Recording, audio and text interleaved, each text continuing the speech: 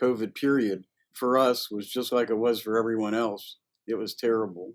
We're shut down by government mandate for several months.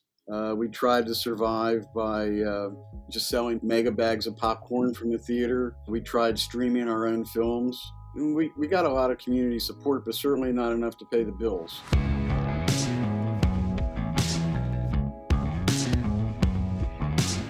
This is the Boxoffice Podcast. I am Daniel Loria, the editorial director of Boxoffice Pro, the only publication in North America exclusively dedicated to covering theatrical exhibition. Joined once again by our deputy editor, Rebecca Pahle, and our chief analyst, SHawn Robbins, who will be going over all the latest news and updates in the global movie theater industry. And in our feature segment, brought to you by Spotlight Cinema Networks this week, will be an interview with the Esquire Theater in Cincinnati, Ohio. Rebecca Pahle will be chatting with Gary Goldman, the president of the Esquire, along with Julianne Reisenfeld, the vice president of operations over at Cincinnati's Esquire Theater. But before we get started, here's a message from this week's sponsor. Yes, Daniel, this episode's feature segment is part of our Indie Focus series brought to you by Spotlight Cinema Networks, the only cinema advertising company dedicated to serving the needs of art house, luxury, and dine-in exhibitors for cinema advertising, pre-show entertainment, event cinema, and digital display distribution. Spotlight offers unique revenue-generating advertising programs tailored to an upscale and influential cinema audience. In collaboration with Boxoffice Pro, Spotlight Cinema Networks is proud to present Indie Focus, a monthly interview series profiling industry thought leaders, iconic art houses, and executives from the country's leading luxury cinema circuits. To find out more about Spotlight Cinema Networks, visit spotlightcinemanetworks.com. Let's jump right into our Trade Talk segment this week because we do have a packed episode of news. Before we do that, though, I just want to gauge the room here. SHawn, Rebecca, during the pandemic, we all had to adjust our habits. We had to cook a lot more at home. We had to work out at home. Did you guys, over the last 2 years, buy something that you didn't really ever think you would buy because of the pandemic? For me, I mean, you already said it. It's a cooking stuff purchased during the pandemic because I was going to become a chef. Darn it! And you know what? I did make a few things. And now that the pandemic is, we've gotten a little bit back more towards normal, at least as far as food's concerned. Those are definitely gathering dust a little, but I live in hope that I will pick it back up at one point. I think on my end, obviously, I have a rice cooker. I even announced buying a rice cooker on this podcast, like 2 weeks into the pandemic. I used it twice. I mean, it's just using up valuable counter space here in my New York City kitchen. SHawn, on your end, what's lying around the house that you really have no idea how it got there? I mean, I know how it got there. I went through that period at the start of the pandemic trying to scour every online local selling website for workout machinery.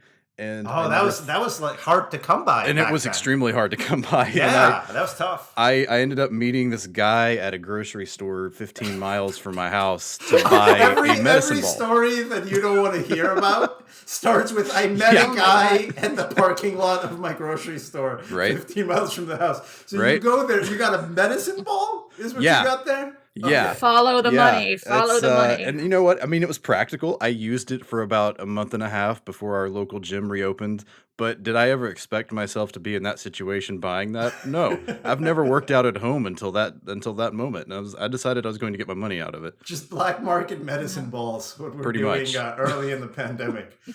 Well, in the large scale of things, this isn't terrible purchases that we made. Rebecca, we will use our kitchen equipment at some point. SHawn, you've got a medicine ball. If you ever need it, I think of my friends that bought like the Peloton bikes that are now just on a corner, basically just to hang laundry on. There are so many stories of these odd purchases happening. And the latest one in a streak of weird pandemic purchases actually comes from the world's largest movie theater circuit. AMC Theaters, guys, they bought a gold mine. AMC theaters bought 22% of Hycroft. So this is a literal gold mine, not a figurative. No, not a figurative. I mean, a figurative gold mine would be buying the distribution rights for the Rocky series from MGM, as we know, the most successful franchise in the history of cinema. That's a figurative gold mine. They bought an actual gold mine. They bought about 22% of this Hycroft Mining Holding Corporation. And along with that came a 71,000 acre mine in northern Nevada. So medicine ball, cooking equipment, that's a little bit quirky. World's largest movie theater, they bought a gold mine. So that's, we're trying to make sense of it. I think a lot of folks are. The AMC CEO, Adam Aron, in the press release saying that it was a sort of pay it forward situation. After being a company that was distressed during the pandemic, they saw another company in a similar situation, saw it as a strategic investment, and so now they own a gold mine now, AMC. It's, you know what, I'm just going to say what I think more people should say just in general about many things in life, which is that as comes to the value and the strategy behind buying a gold mine, I don't know enough to make a judgment call either way. I am not up to date on the gold mine business. So I am just going to say I hope that ends up well for everyone involved. I don't know what sort of investment it is. It might be a good investment. Yeah, who knows? We have no idea. We talk about movies here.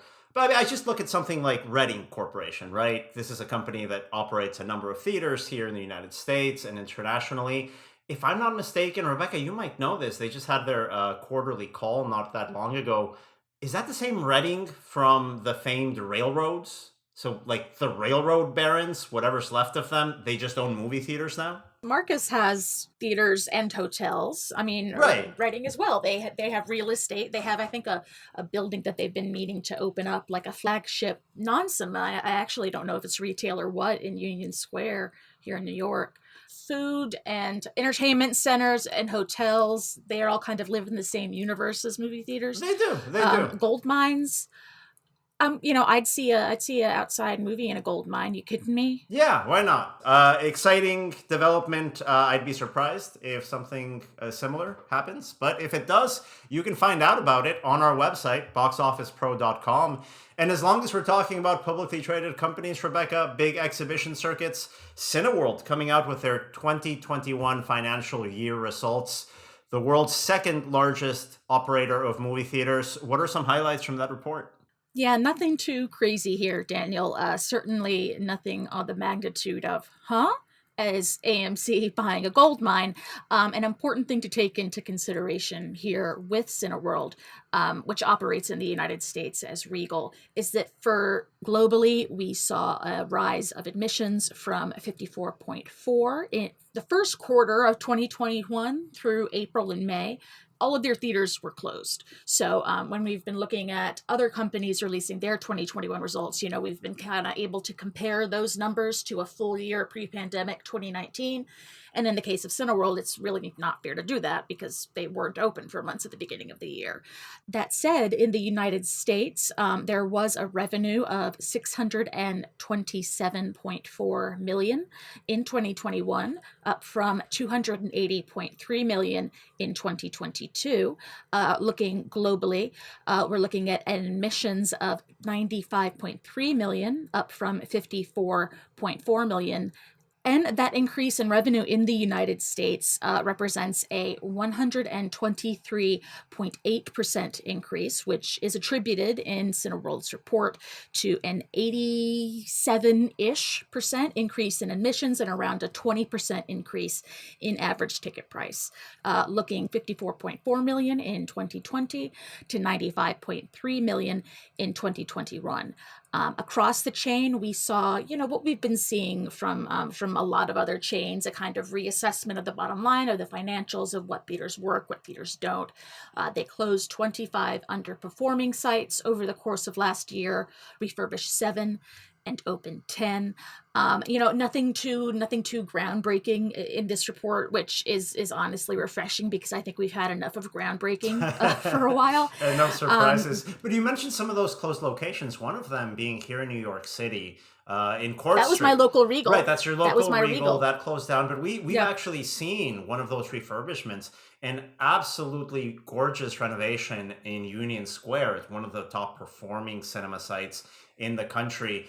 Cineworld coming in, really putting a lot of improvements there. I think adding some screens, making some auditoriums smaller, adding bar areas. Very interesting transformation here as we see the Cineworldification of the Regal circuit. And the Times Square location as well. I mean, it very much has been brought in line with the visual aesthetic of, obviously, of Regal's parent company, Cineworld. Yeah, it's an interesting strategy here that we've seen across some of the major circuits in making sure that the locations they have open are competitive in terms of amenities. It's one of the points that the speakers at our Giants of Exhibition webinar last week brought in, that competitive atmosphere of bringing in the latest projection technology, sound technology, even something like recliner seating, how important that's become. And for those folks who weren't able to listen in to that Giants of Exhibition webinar that we hosted on our Box Office Live Sessions series, you'll be able to listen highlights from it in next week's podcast episode coming out on Thursday, March 31st. That is next week's episode. Will be featuring highlights of that conversation.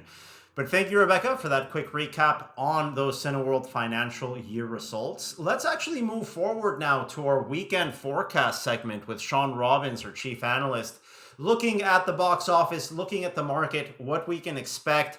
This coming weekend, there is a new movie, guys. Finally, it seems like it's been a long time since we got a major studio release coming out. SHawn, open it up for us. We've got The Lost City coming out from Paramount on Friday. What are your expectations for this movie, and what are the stakes for this type of movie, an endangered species in exhibition right now, a romantic comedy? Yeah, it's a throwback. I guess we can kind of look at it at this point. I'm looking at this as, it's Channing Tatum, it's Sandra Bullock. These are two stars capable of drawing individually, and I think put together, this is the kind of movie that you look back on something like Blockers or Game Night just a few years ago that could attract that adult audience looking for a comedy, and it's a good date night candidate. Now this is a test. This is a major litmus test, to be honest, because this is also the kind of film we've seen go to streaming more and more over the last few years. But arguably, I think the last few weeks and the last few months, honestly, have shown that people are ready to go back to theaters, because even without new movies coming out, we've seen so many strongholds week to week, and we just saw some overperformances this weekend that we'll talk about. So, for the stakes from that perspective, this is going to indicate where the 35 and up adult audience is at comfort-wise with going to see this kind of movie right now. And even looking back to something like Free Guy last year, it really showed that comedies still work theatrically, and I think this has the makeups of being a hit. And anything over a 20 million opening weekend seems very feasible. It could even have some breakout potential to go higher. So that's the bar you're setting here. Is that how we should define opening weekend success for The Lost City in this market context? 20 million being that bar, or is that more of an aspirational goal for the movie to reach? High teens to 20, I think, is fair. I would probably say 20 would be the bottom if we weren't just a few weeks removed from Death on the Nile, going in very low teens. But that's also a very different movie, very serious subject matter, probably an even older target audience. We're also just a few weeks removed from Dog doing really well, with Tatum himself driving that. So to me, high teens seems like the lowest case scenario, but I really feel like 20 plus is a good barometer, and that's not far from where Free Guy opened. So I think that's a fair way to gauge it. And this is going to be theatrically exclusive, coming in from Paramount. A big litmus test, as you mentioned, SHawn, to see how this type of movie can perform at the box office. We need a diversity of titles like these. We need these sort of mid-range hits to really come through, fill in this downtime between movies. I think this is going to be another important data point of Paramount, which is quietly supporting theatrical in this difficult first quarter that we've seen here in the marketplace. And another studio that over the past year or two has really shown their support of the theatrical exhibition landscape is Sony. Now, a subsidiary of Sony, Funimation, had such great success last year with releasing Demon Slayer exclusively to theaters. Obviously, that title was record-breaking in a number of markets before coming to the United States. Funimation has had theatrical success with anime titles before, parlaying their streaming platform and the popularity that anime series have gotten and getting those fans out to the cinemas to see those anime films related to the TV properties. And Shawn, we saw this again with the film Jujutsu Kaisen 0 out from Funimation, which really overperformed compared to expectations. Yeah, we're almost 1 year removed from Demon Slayer just blowing away any number anybody thought would be achievable, especially at that point during the pandemic. But here comes this film, and we're again talking about another Funimation, now Crunchyroll release, capturing a part of the market that's been overlooked, severely overlooked, and to the point where there really are no data points. There hasn't been a viable comparison point for this kind of a movie in a while. The most recent after Demon Slayer was probably something like My Hero Academia, which has had several that did films. decently well, but Yeah. it wasn't at Dragon that Ball level. Z, Dragon Ball Z various is another Dragon Ball great Z one. and Pokemon films. Yeah. And these movies usually go into like 1,000, 1,500 theaters. They went over 2,000 for this one. So they're really making a push for that demographic, and it's paying off big time. And between this film and the record-breaking success of the most recent BTS concert documentary, I mean, it really hammers home the need for a diversity of content in between these big studio releases coming out. Absolutely. And that's Jujutsu Kaisen 0, opening to 17.6 million from 2,286 screens, coming in second place, only behind The Batman this weekend. Another point related to what you raise here, Shawn, on this wide release, over 2,000 screen strategy. They actually launched this in a number of premium formats. It was available in D-Box, it was available in 4DX. It actually made 2.1 million out of IMAX screenings from only 157 IMAX screens. That's 11% of this opening weekend audience for Jujutsu Kaisen 0 coming from more expensive premium tickets. So when we talk about these niche movies with a highly engaged audience, hey, there might be PLF potential here. PLF is no longer exclusively the realm of big cross-quadrant titles. We can see it succeed with niche audiences. In the past, Daniel, yeah, those premium seats have just been taken up by whatever big movie there happens to be this week, and there was really no room for those smaller niche films to kind of get a foot in the door. In going to IMAX, D-Box, 4DX, other PLF formats, Jujutsu Kaisen 0 replaced in some of these theaters The Batman, which enjoyed its last weekend before the release of The Lost City as the big studio cinema outing. That's right, Rebecca, with The Batman finishing up in first place once again at the box office. Not really a surprise, Shawn, as we've discussed. The movie has now hit 300 million domestic. Looking at that macro number, that 300 million domestic figure, I think worldwide we're close to 600 million, if I'm not mistaken. How do you gauge the performance of this title so far? I think this is everything that Warner Brothers could have asked for their first theatrically exclusive movie coming off of last year. It's the first $300 million domestic movie outside of Disney-related movies since Joker.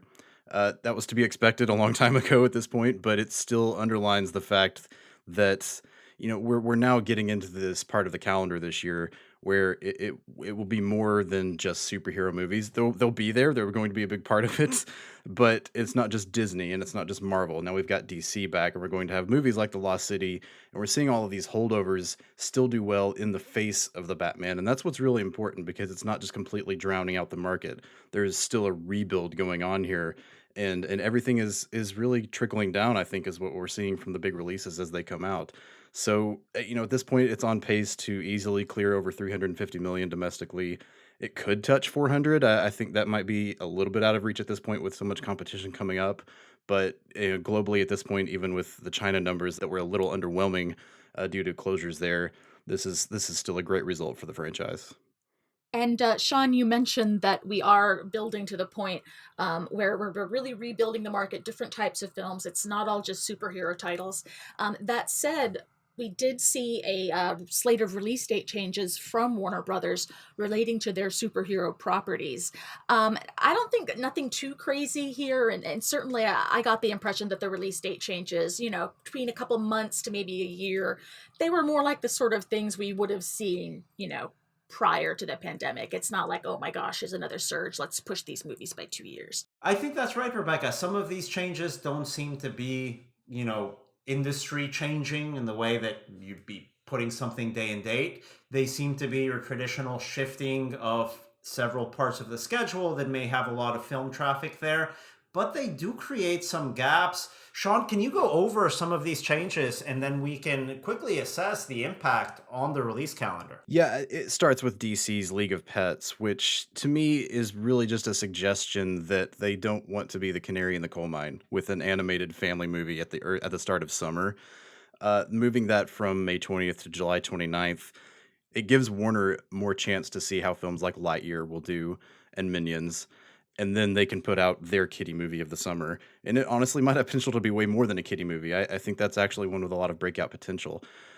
When we look at Black Adam going from July to October, there's a lot to unpack there.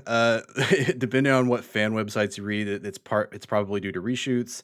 I think the general consensus is that a lot of these delays have been caused by COVID delays to some extent. And pushing it to October is in some ways maybe a strength because it puts a potential blockbuster in that fall portion of the calendar. And then The Flash. That's probably the big loss I would say from this year. Right. I mean, that's going to be a couple of $100 million at least that are just gone from the 2022 box office. That title moving from November 4th, 2022, all the way to June 23, 2023. How do you assess that impact, SHawn, of this title going to 23? I completely agree. This was a movie we would definitely have had pegged at multi-$100 million box office potential for a while, and to take it out of this year, there's no way to really sugarcoat it. That's going to dent box office forecasts for this year a little bit because there's not really a replacement. They did shift a movie, which we'll get to in a second.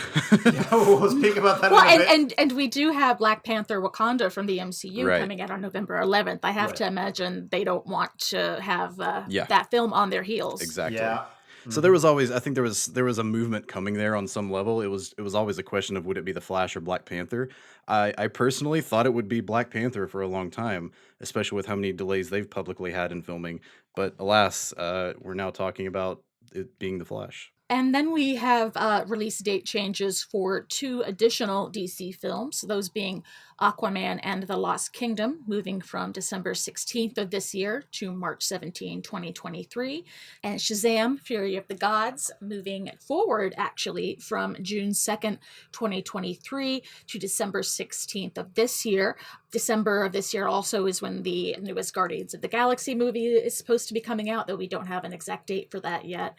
And then the odd child out in this equation, the Timothée Chalamet starring Willy Wonka prequel Wonka, has been moved just a few months from March 17th, 2023 to December 15th, 2023. SHawn, any quick insights on what this can mean for the schedule? Yeah, losing The Flash hurt, but I think the fact that they moved Shazam up from next year to this year, it was a way to pad that loss a little bit. There's still this concern that it will be going up directly against the second Avatar film within about a week.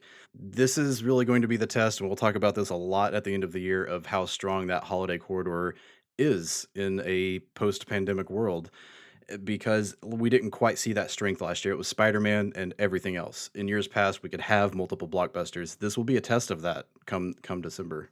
And then, Daniel, we also had a few release date changes from other studios, namely that is Sony's Bullet Train, moving from July 15th of this year to July 29th. Nothing crazy. It looks like an adult skewing action movie there. And Paramount adding release dates for a sequel to Scream, the 5th film in the Scream franchise, also called Scream, was a hit with moviegoers when it come out within the last few months. That has been dated for March 31st, 2023, and then January 12th, 2024 We're looking at an untitled Bob Marley biopic. Always good to talk about new movies coming out, and especially padding out those early quarters in the coming years, especially as we don't know how long this COVID situation is going to continue. As we saw, making sure that to have appealing titles in the winter months is going to be an important part of building out theatrical schedules moving forward. But let's move on now to our feature segment brought to you by Spotlight Cinema Networks. Here in this monthly indie focus series of interviews, speaking with influential executives from the art house world. Rebecca, you actually got to speak with two folks from the Esquire Theater over in Cincinnati, Ohio. Indeed, that's President Gary Goldman and VP of Operations Julianne Reisenfeld of Theater Management Corporation, which runs 3 theaters, of which the Esquire is one. And Daniel, as we do these indie focus interviews, for me, it's always super interesting to, you can glean things from a cinema's website as to what they're about, what their programming is. But when you actually speak to some of these people, really getting a sense of where the priorities are and the spirit of the theater almost that you wouldn't get just from reading about it online. What inspired me about the Esquire, and something that I think listeners, in the kind of indie art house scene, but the wider circuit scene as well, the attention and the importance and how helpful it's been to their theater to partner with community arts organizations, with universities. I think it's a really interesting story, and I think it's something that hopefully will inspire some of our listeners here as well. So let's take it away. Here's Rebecca Pahle's interview with the Esquire Theater. Gary and Julianne, thank you so much for joining us today. I'm always a really big fan of a good historical theater. So when I found out about the Esquire, I was just thrilled to be able to hear more about it. So thanks for joining us. Thank you. Thanks for having us. So can you tell us a bit about the history of this theater and when you became involved? Because it is part of that 3 theater network, correct? Correct. The Esquire and the Marymount are both historical theaters, but our entry into the field was first with the Esquire back in around 1989. The Esquire had recently reopened after a long battle. Wendy's wanted to come in and put a restaurant in that site, and the residents of Clifton fought it all the way up to the Ohio Supreme Court. Oh, wow. To keep Wendy's out. And the way they did it, what was called a environmental quality district, and any restaurants in the area had to have china and silverware, where Wendy's didn't fit the bill for that. So Wendy's is like, nope, we're not going to do that. That didn't work. It was certainly a community effort, and there were a couple primary players that would go door to door knocking for donations for community support to get the Esquire put back together again, and truly a community effort.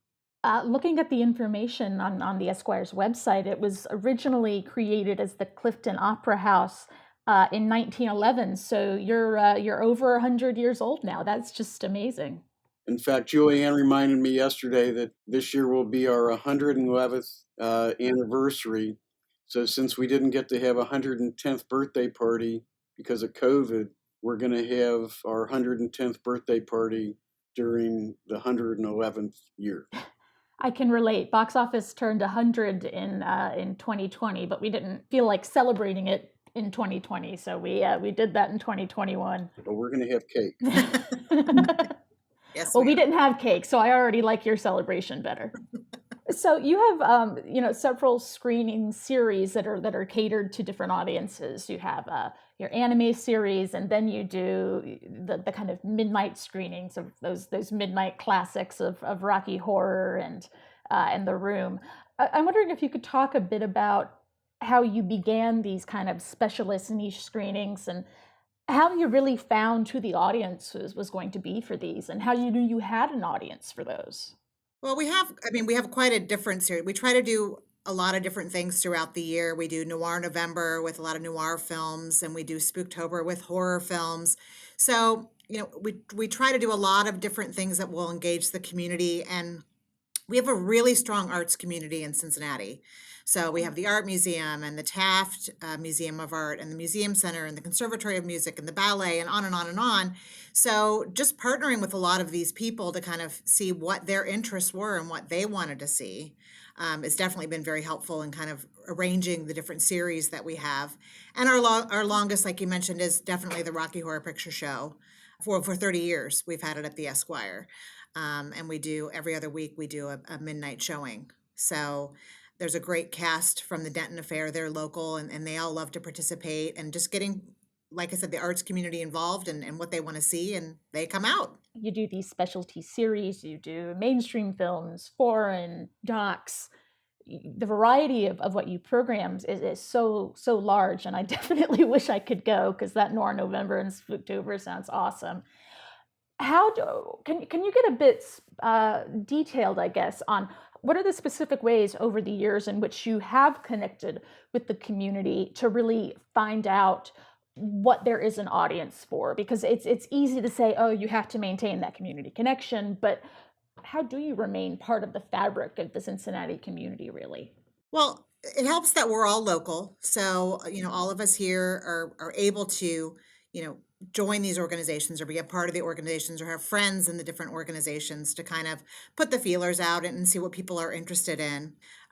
We are right next to the University of Cincinnati campus, and that has a huge arts community. They have a film and media studies. They have the Cincinnati Conservatory of Music, which is there. And then they have the Design, Architecture, and Planning, which is the DAP department, which is all the creative artists. So, we have a lot of teachers and students that are always kind of coming to us with, hey, what about this? Or, oh, I loved this. And there's a lot of feedback, especially now with social media, we get a lot of feedback and suggestions. So it gives us an idea of what they want to see. And we're part of the, the town hall meetings and things like that as well. So we can kind of see, where the pulse is at certain times. In the 100+ years that the Esquire has been in operation and that there's been, a movie exhibition community in the United States, we've seen the demographics shift in downtown centers and moving into suburbs. And it's just, there's been so much change in the audience for a lot of these movie theaters, and they've really had to adapt to that. Is that something that was experienced at the Esquire? Well, the Esquire, as we know it, was closed, in the 70s and 80s.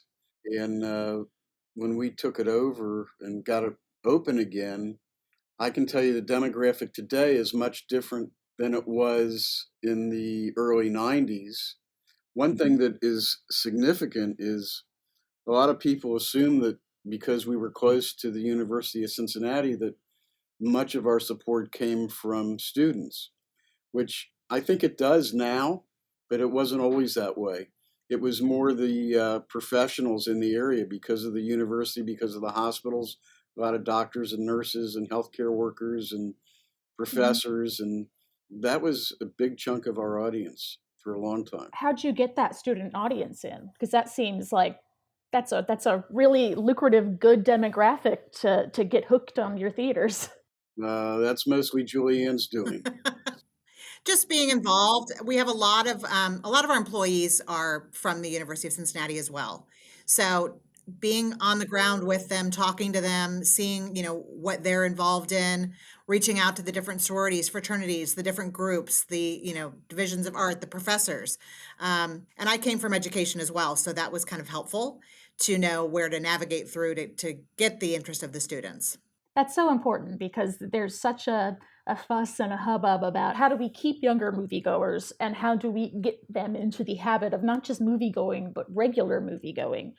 And, if you ignore that segment of the population, granted, we're talking college students and not preteens, you're really investing in the future of the cinema in a very big way. Yeah, and honestly, a lot of the college students and a lot of my friends, when I went to school there as well, they didn't even know about the Esquire. It was a new experience because it wasn't the mainstream movie theaters and chains that they were used to.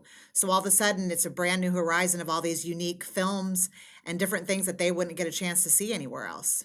And like people from the university are coming to you and saying, hey, can you program this? Hey, can you program that? I love a good big budget blockbuster, but sometimes you want to see something else, and the Esquire it seems like such a great variety that you would be able to get such a wide cross section of people in. Yeah, and they use us a lot to watch their own films. The film students will rent out the theater so that they can see their films on the big screen as well. And that's fun for us to do some of the local films. They may not be they're not going to win an Academy Award, but it's fun to let the students see their work on the screen, and it's really fresh perspective to filmmaking, and that's what we do. With COVID, obviously, there was no real federal mandate in terms of what businesses had to be open and when they could reopen. When did you guys reopen, and what's the COVID era been like for you? And what have been the most successful films since you were able to open back up? So the COVID period for us was just like it was for everyone else. It was terrible. And, we were shut down by government mandate for a period. I'd have to go back and look to see exactly what that period was, but it was several months. We tried to survive by just selling popcorn, mega bags of popcorn from the theater. We tried streaming our own films. We got a lot of community support, but certainly not enough to pay the bills. So what's worked well for you so far this year? I mean, aside from the obvious Spider-Man, which has worked well for pretty much everybody. So yeah, the tent poles always do well, but the interactive program we do, like the Rocky Horror, we did White Christmas every year as well. They have all had multiple sellout shows. So those interactive, unique programs are definitely ones that do well. We've had a few documentaries like Summer of Soul about the Harlem Cultural Festival. That did really well. Award buzz movies, Minari, Nomadland, and local stuff. We did The Boys in the Red Hats. We did a premiere, and that's about the Covington Catholic kids. And then the independent directors like Wes Anderson or Paul Thomas Anderson, Licorice Pizza and French Dispatch both did really well also. Well, Gary and Julianne, thank you so much. Was there anything else that you would like our listeners to know about the Esquire or the companion theaters? Best popcorn in town. All right. Consistently. Okay. What do you do? Because I'm a popcorn aficionado, so I gotta ask for details on that. After you tell me the secret ingredients in the Kentucky Fried Chicken, I'll tell you what we do with the popcorn. Thank you so much for joining us, and I'm looking forward to one day eating some of that special Esquire popcorn. Great. Thank you so much. Thank you. And that was Gary Goldman, the president of Cincinnati, Ohio's Esquire Theater, alongside his colleague Julianne Reisenfeld, vice president of operations at the Esquire, speaking to Box Office Pro's Rebecca Pahle in this month's Indie Focus segment, brought to you by Spotlight Cinema Networks.